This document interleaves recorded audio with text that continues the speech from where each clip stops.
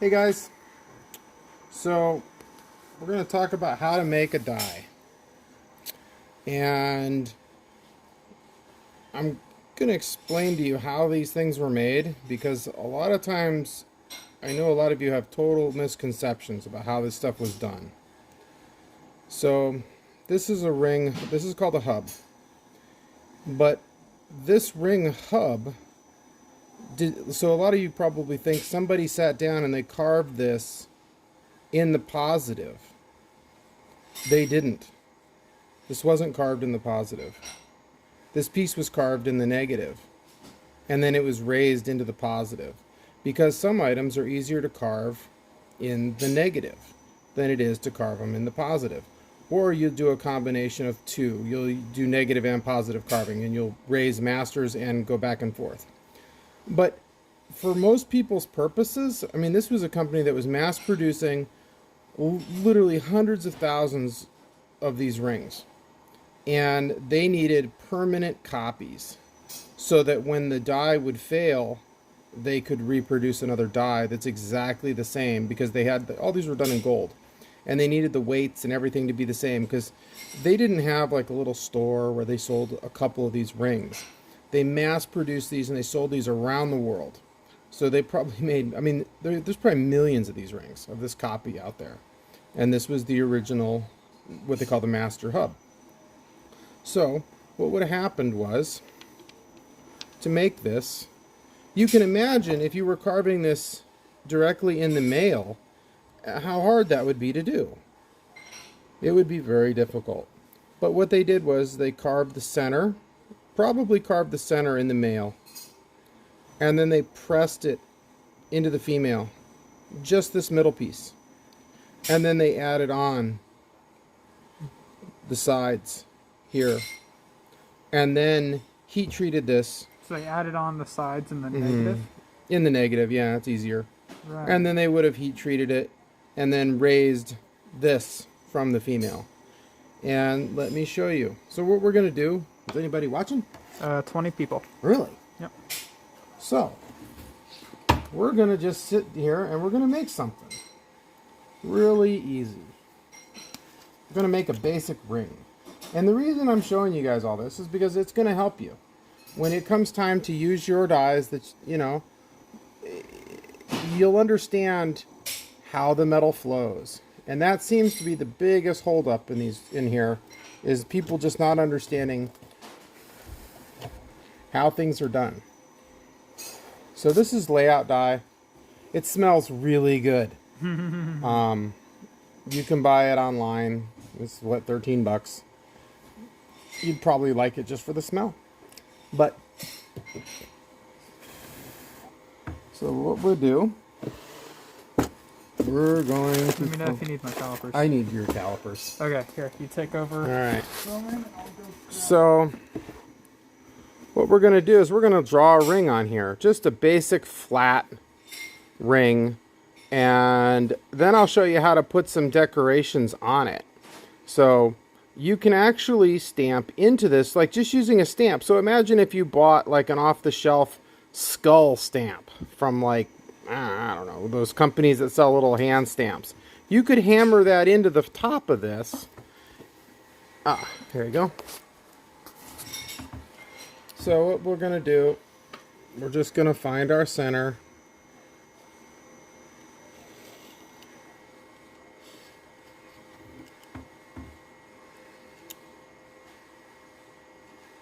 This is just a block of plain old steel. Nothing special. This is not tool steel. The only reason you would want to use tool steel is because you're reproducing it. Or you plan on selling like thousands of them. If you can sell thousands of anything, you call me. I need to know the secret, because that would be one on me. So let's just... I'm going to make, if I had a template, like one of those stencils, that'd be pretty awesome. But I do not. So what I'm going to do... You want to scribe? No, I'm going to make... I like my Sharpie. Alrighty. So I am literally just winging this, guys, because I don't want to get you guys bogged down in all sorts of details. Just have fun and make something. And just give it a try. So we got a little octagon thing there. And I'm going to make the shank. You know what? I'll use my scribe to get the width of the shank right.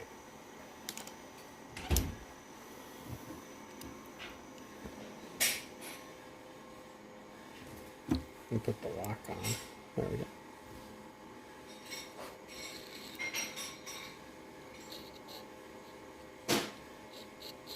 So this won't be a super wide, heavy band,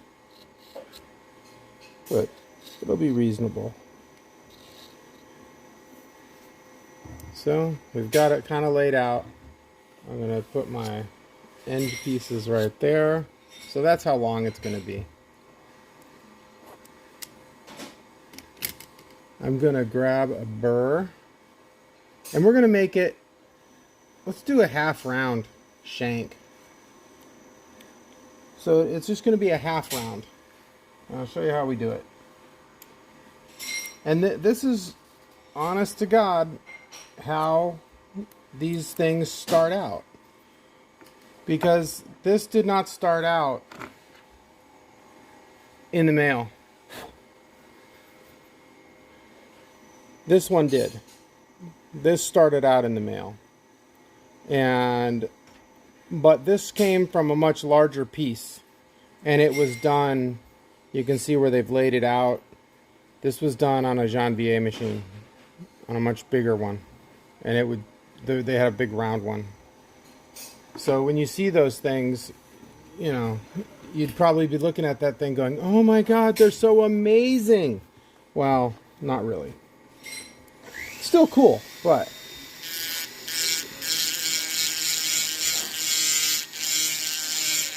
And you don't need to go deep.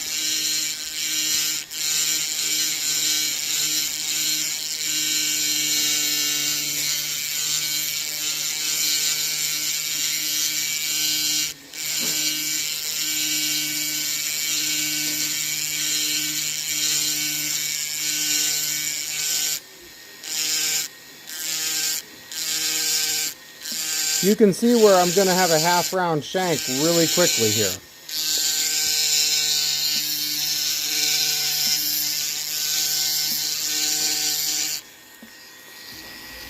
Don't burn up your burrs.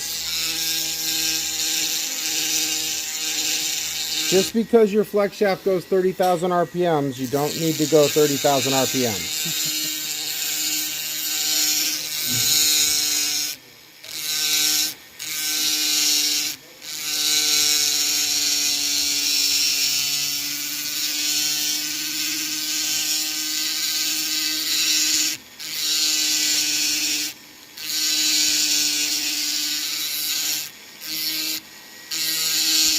We're going to go in there with some smaller burrs to kind of blend it into the shank.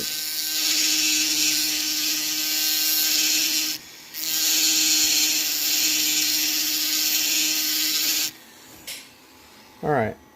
So I want you to, that's our shank. And you can see we got our ring shank in a few seconds.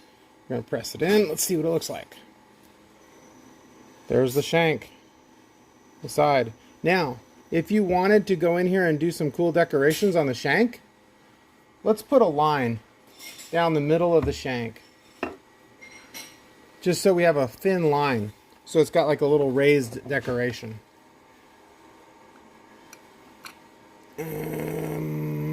Let's grab, so I don't buy gravers. Not really. Check this out. So here's just a piece of tool steel. I make all my own right here at the bench as I need them.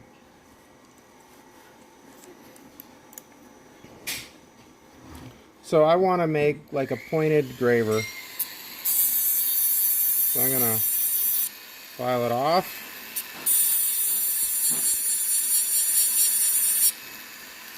Let me look at it. Don't get it too hot.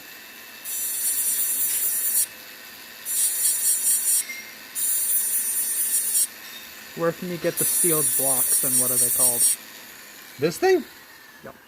That is a piece of bar stock. You can buy them at any steel yard in the world. It's just 1018 cold rolled steel.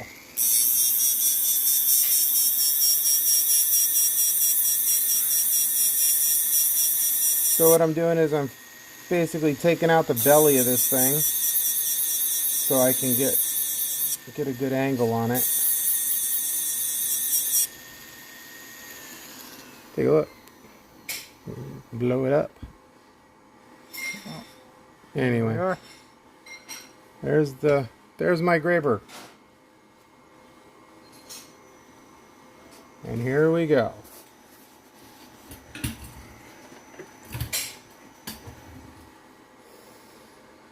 Gonna just run right down the middle of this.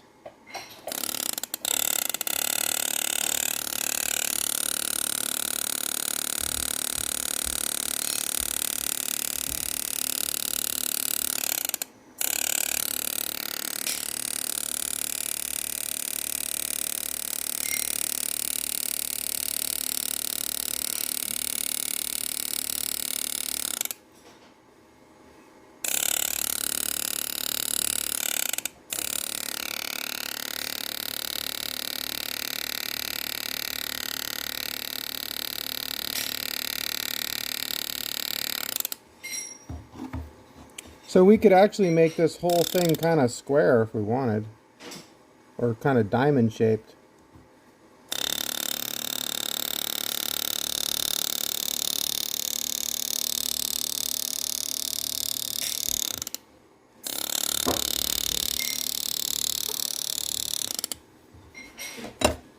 Neat.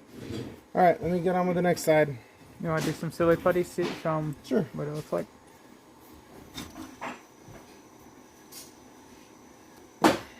What machine are you using for engraving?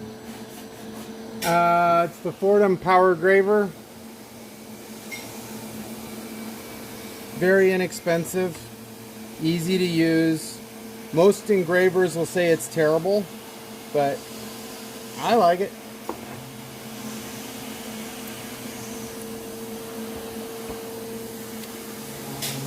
It works good enough for me. You know what? I want to make this shank a little bit pointed since we're doing this. Let's go down it.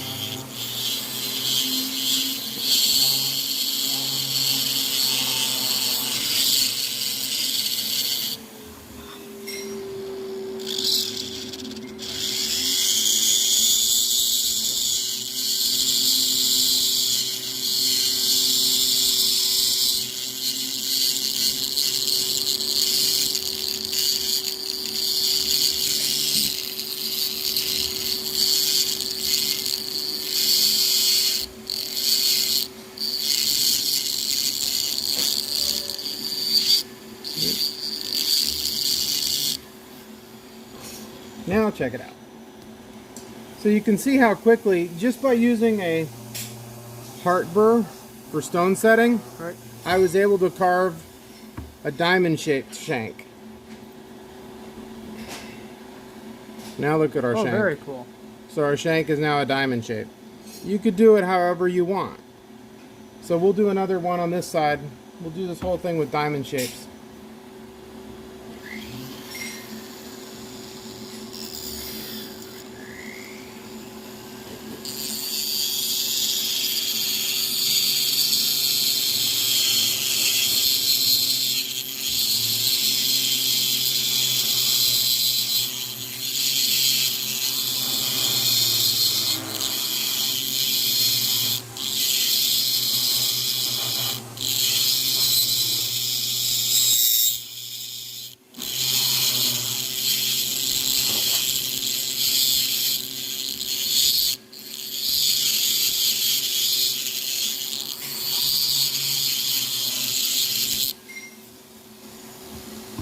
I think William's over there making a hub. Hey, William. Hey, William. William. Do you mind? No, it's okay. What are you making? William? You making a hub? Yeah, I'm making a hub right Do you mind if which I video one? it? Well, just show it. Bring it over here. Let's take a look. The stick? Oh, William's making the stick. Oh, very cool. Am I being loud? No, it's No. okay. Alright. We're making We were noise just too. curious. Yeah, see, William's Very cool. basically he's carving us a new stick. That's enough. Can you guys believe that that is like the most popular die of all time? The stick. It's not some masterpiece from Paris, it's the stick.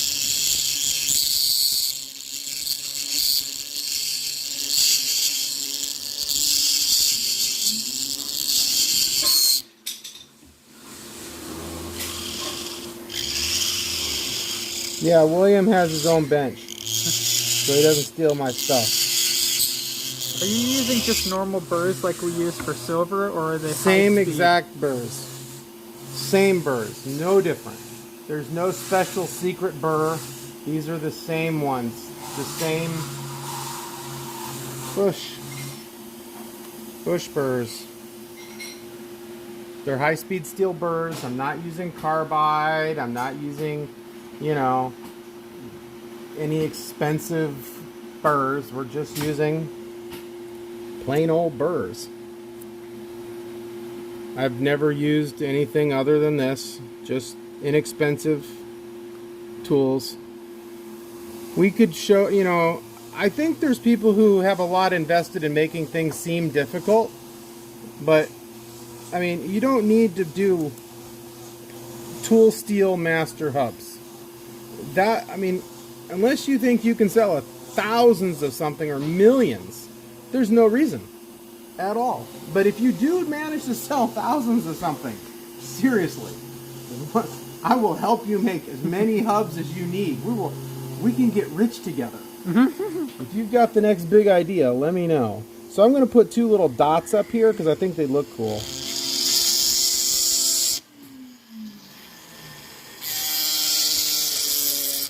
Honestly, though, if you were going to sell thousands of something, you'd be better off casting it.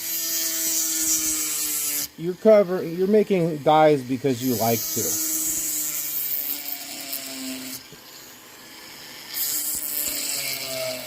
And you want to learn something. Because if you find a design that you can sell millions of or thousands of, you'll be 3D printing that thing. And that's okay.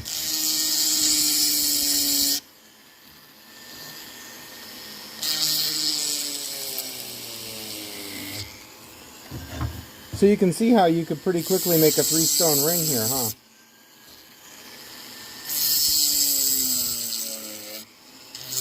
My burr is dying. It's okay. Alright. So take a look. So there's our two shanks. Let's press it and see what we get.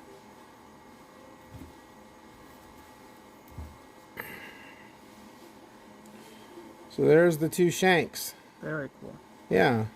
Let's put a little platform here in the middle. And what I'm going to do is, let's see, how will I do this? So you got to remember, you're thinking in reverse. So if I was to go really deep with it, which wouldn't look bad. Let's do that. I'm going to make it oval. I don't like it as a square. And you can just change your mind the whole time. It doesn't matter. Because I guarantee you your first dies aren't going to be good.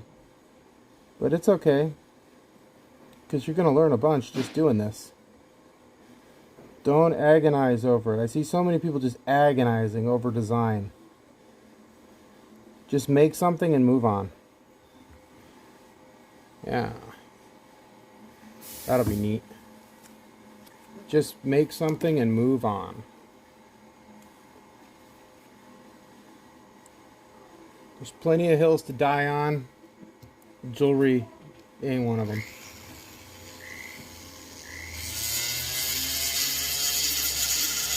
Do you harden these? Nope. No need.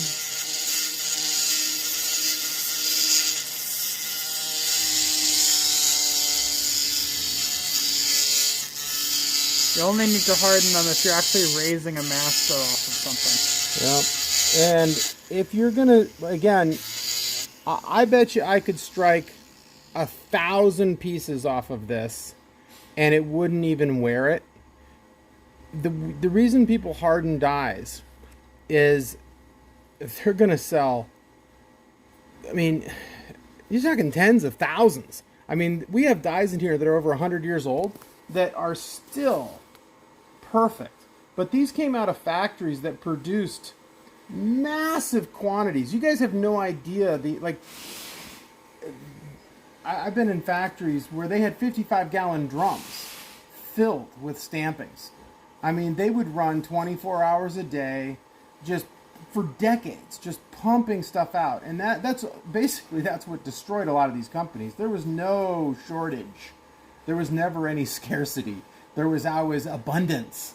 More than you could ever consume in 10 lifetimes. Because they could produce it so rapidly. You don't need that. I mean, if you've got a market to sell that much, I guarantee you that the Chinese are already in it. If there's a market to sell millions or something, they're in it. Near the end, a lot of these companies were selling their jewelry literally for the cost of the metal, and their profit was the scrap.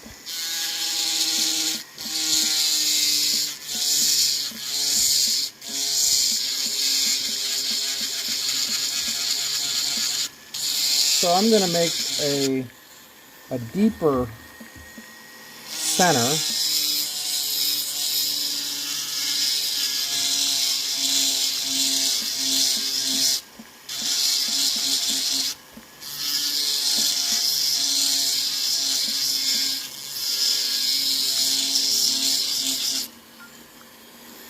Now imagine if you had like a little skull stamp. And you just took your stamp and you hammered it into the bottom.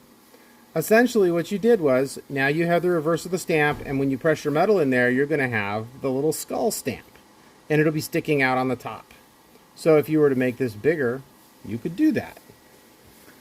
I'm going to do a little... One of our more recent questions, someone who probably just joined, will using 14 karat gold or lower karat gold wear the dies out more because it's harder than silver? No. Again, if you've got the market, I bet you could stamp 1,000 14 karat rings into this before you have any wear. But if you have the market to sell 1,000 rings, call me. I can help you. But I've never sold 1,000 of anything in my life. Not ever. I'm still trying to come up with that widget that I can sell 1,000 of. So now we're going to do a little step bezel.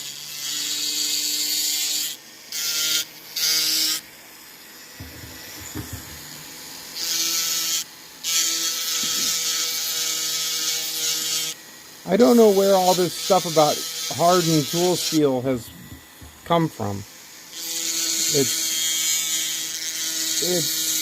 It's not necessary.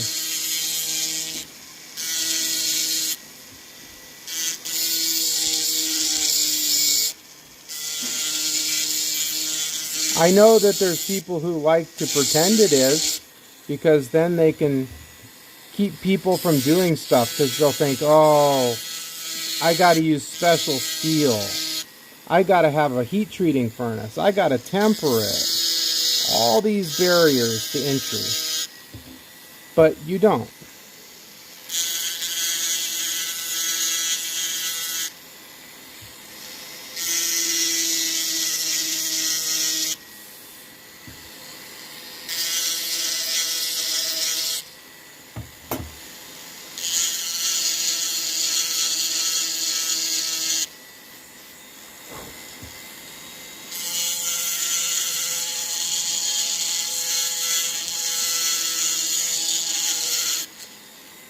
We're just going to make it a big dome because my little step bezel is kind of gross. We'll just hog this out.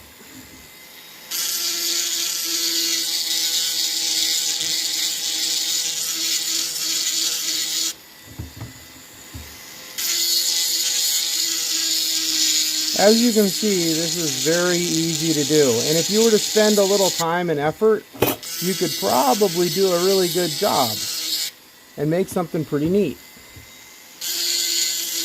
I have only heard heat treating is needed for letter and number stamps. Yeah, for that kind of stuff it is, because people stamp them into steel. But if you're just stamping into silver, it really won't matter.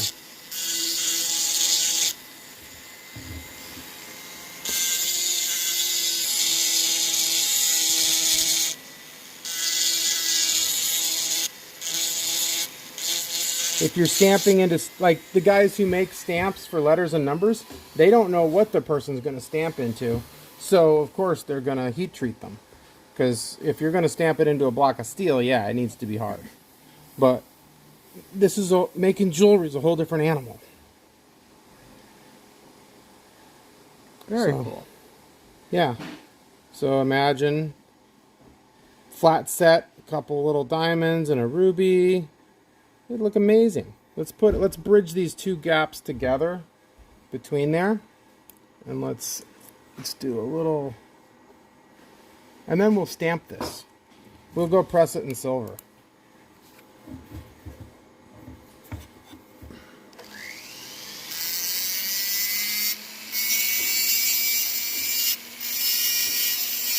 Can we do these on the opposite side of dies that we purchased? Sure.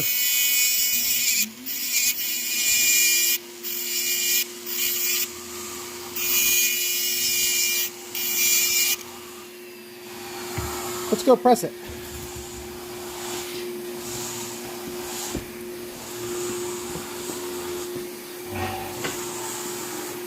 No, we'll just grab some copper.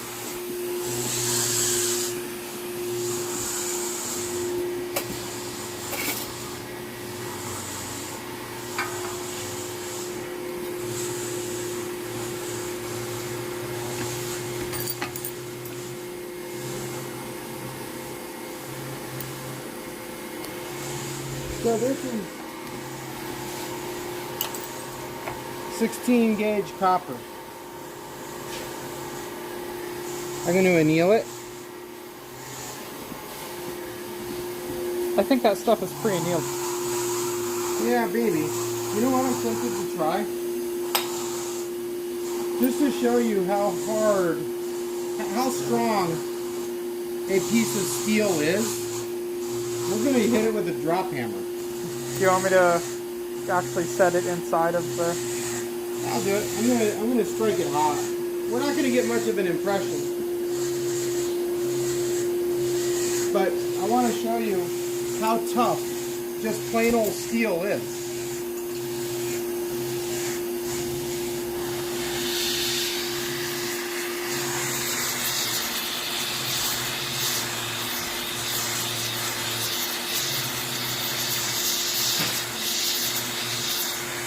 So this is a 50-pound drop hammer. So this is the equivalent of taking a 50-pound sledgehammer and swinging it with all your might over your head. Actually, it's beyond that.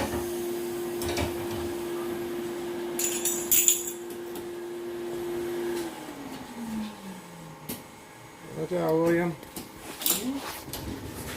Easy striking.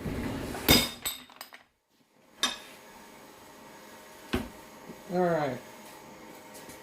Look at our die. No damage. Didn't even mark it at all. Pretty amazing, huh? There's not even a mark. All you see there is the layout die burned off. layout die burned off. That's hot. It's still hot. It burned my Incredible. finger. Where's the pliers?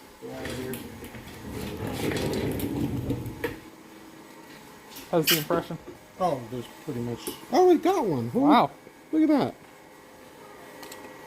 So let me... let's go over to the bench. I actually got a good impression. That's pretty shocking. I love that drop hammer. I know. So, let's look at our... Here's our little design. So now you could make this over and over and over again. It'd make a great little ring. And I don't think I got, what I got, 15, 20 minutes in this? Yeah, something like that. It's not Yeah. too long. So let's look at our design. You can go in real close and you can see no damage, not a dent. And we walloped it. And it's not even, it hasn't, let's see. It didn't even cave the die. And I hit that thing, and this is just mild steel. This is nothing special. So you can see there's no gap underneath it. It didn't, you know, the die didn't cave in. It's still good. Today I learned I want a torch that big and I want a drop hammer. I know where some are. There's one up in San Francisco right now that needs a home. It's about, I think it's probably about a 400 pounder. So you're looking at about 8,000 pounds. It needs a home. So if anybody's truly interested, the hammer's probably, don't quote me, but it could be free. But you're probably looking at about $2,000 to get it picked up and put on a truck. Now you can't just put an 8,000 pound hammer in the back of your pickup truck or even on a car trailer. You kind of got to get a rigging company to do it. So I bet you, I got a quote to get it here. It was $6,000 from San Francisco to here. The ones that I got, like that little one there, isn't bad. That, if you can find like a 50 pounder, that's pretty sweet. I mean, that'll do a lot of work. But a hydraulic press is just really convenient, honestly. Yeah, they're just very convenient. But isn't this cool? One strike, and we got all the detail, and we got this simple little ring. So if you wanted to flat set 2 little diamonds and put a stone in the middle, you're good to go. Anyway, I'm gonna go get a puppy. So we're going to California. Thanks for watching, guys.